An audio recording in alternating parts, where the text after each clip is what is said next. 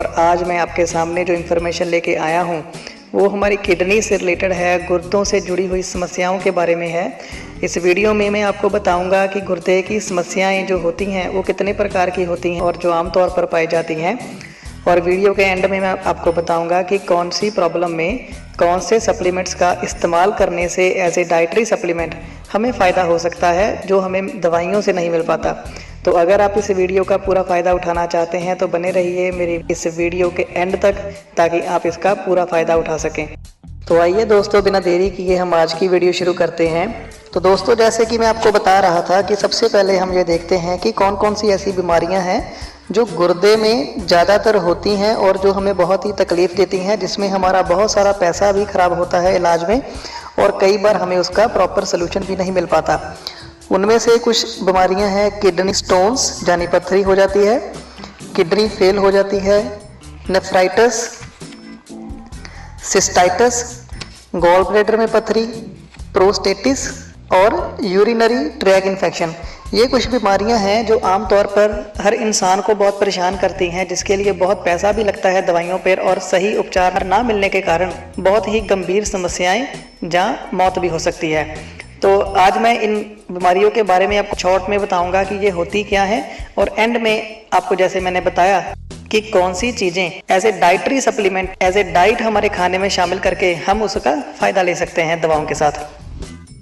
सबसे पहले हम बात करेंगे किडनी फेलियर की। आजकल बहुत सारे पर्सन्स हैं, आपको भी मिल जाएंगे, जो बोलेंगे कि मेरी किडनी फेल हो चुकी है और डॉक्टर ने हमें डायलिसिस सजेस्ट कर दिया है। और ऐसा सुनते ही हमारे रोंगटे खड़े हो जाते हैं, क्योंकि ये एक ऐसा पड़ाव आ जाता है हमारी ज़िंदगी में जहाँ पर मोस्टली हमारा सारे का सारा खाना बंद कर दिया जाता है और हमें ज़्यादा पानी पीने से भी मना कर दिया जाता है। और आप सोच सकते हैं कि ऐसी हालात में बंदा जी कैसे पाएगा।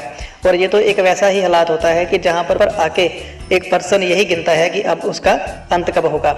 ये एक ऐसी सिचुएशन है जो बुरी तरह जल जाने, डायरिया या उल्टी, जहाँ दवाइयाँ खा के जो हमें इन्फेक्शन होती है, जहाँ हमें जो साइड इफ़ेक्ट्स होते हैं, सर्जरी या गुर्दे में चोट के कारण जब गुर्दा काम बंद कर देता है, ये वो सिचुएशन होती है। ऐसा होने पर अगर हम इस समस्या का समाधान सही टाइम पर, सही तरीके से, सही खुराक लेके ना किया जाए तो हमारे गुर्दे बिल्कुल काम करना बंद कर देते हैं। अगर हम अपना खान पान सही रख के सही टाइम पर सही उपचार किया जाए तो इसका क्रियाकलाप फिर से शुरू हो सकता है। लेकिन ज़्यादातर गंभीर मामले बिना इलाज किए हाइपरटेंशन, मधुमेह अथवा डायबिटीज़ या आंतरिक दशा से पैदा होते हैं। अंतिम चरण में जब बंदा एक अंतिम चरण में पहुंच जाता है तो डॉक्टर के द्वारा डायलिसिस ही एकमात्र उपाय उसको बताया जाता है, जिससे उसके मशीन के द्वारा उसके शरीर का खून साफ करके उसे इन्फेक्शन निकाल के दोबारा खून डाल दिया जाता है। गुर्दे की इस असमर्थता में 4 पड़ाव आते हैं, जिसमें से सबसे पहला है एट्रोफी यानी क्षीणता, जिसमें गुर्दे का जो विकास है अपूर्ण हो जाता है, इसका साइज कम हो जाता है और गुर्दे की जो कार्यकाल होता है उसमें कमी आती है। दूसरा है हाइपोट्रोफी, इसमें गुर्दे का जो कार्यकलाप होता है उसका सत्र बिल्कुल ही न्यूनतम आ जाता है। तीसरा है हाइपरप्लेजिया, इसमें गुर्दे का आकार बढ़ जाता है लेकिन उसका जो क्रियाकलाप होता है वो बहुत ही कम हो जाता है।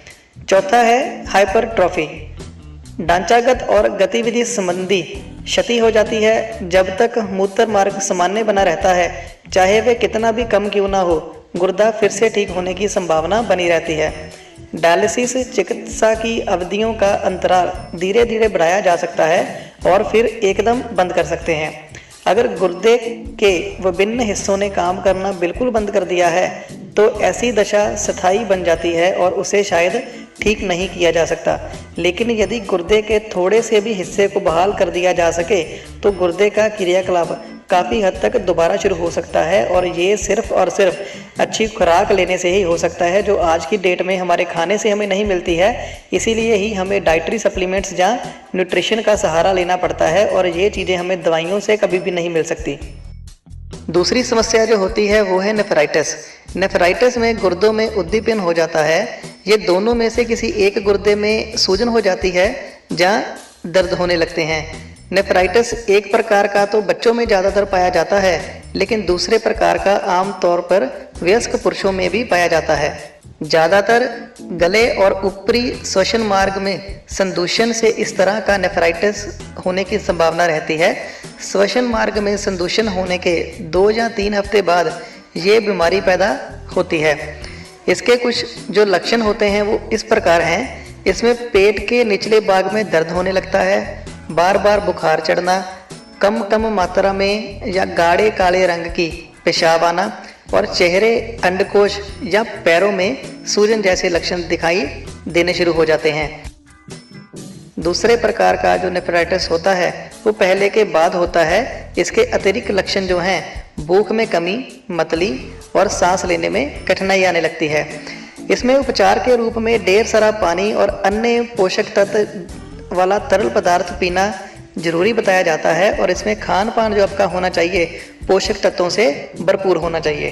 तीसरी समस्या है यूरिनरी ट्रैक इन्फेक्शन, मूत्र मार्ग में संदूषण। ये एक बहुत ही तकलीफदेह और गंभीर इन्फेक्शन की संभावना रखने वाली दशा होती है जो सामान्यतः महिलाओं को प्रभावित करती है। इसमें मूत्राशय का उद्दीपन और मूत्र मार्ग में इन्फेक्शन होती है।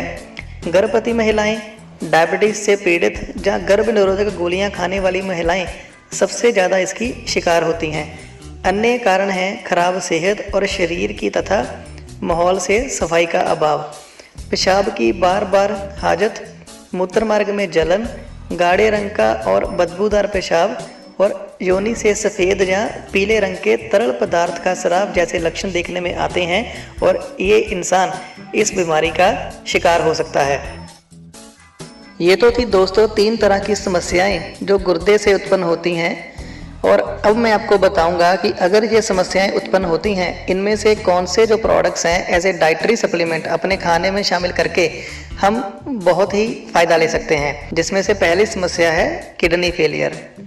किडनी फेलियर होने से आपका प्रॉपर जो उपचार है वो डॉक्टरी सहायता लेनी चाहिए और इसके साथ साथ आप डाइटरी सप्लीमेंट के रूप में इसमें एलोवेरा जेल शामिल कर सकते हैं, बिल्कुल एक्सपर्ट एडवाइस के साथ। बहुत कम लेनी होती है क्योंकि किडनी फेलियर वाले इंसान को पानी कम पीना ही बताया जाता है, तो बहुत ही कम मात्रा में इसे लेना होता है।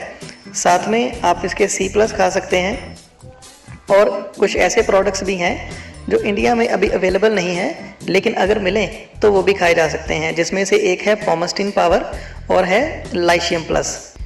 ये प्रोडक्ट्स फ़िलहाल इंडिया में अवेलेबल तो नहीं है लेकिन अगर मिलें तो इनका बहुत ही फ़ायदा हो सकता है। और साथ में आर्कटिक सी सॉफ्ट जेल को शामिल करके हम इस समस्या में बहुत ही फ़ायदा ले सकते हैं और एज ए डाइटरी सप्लीमेंट ये आपको बहुत फ़ायदा कर सकते हैं। आपकी कंडीशन में सुधार भी आ सकता है।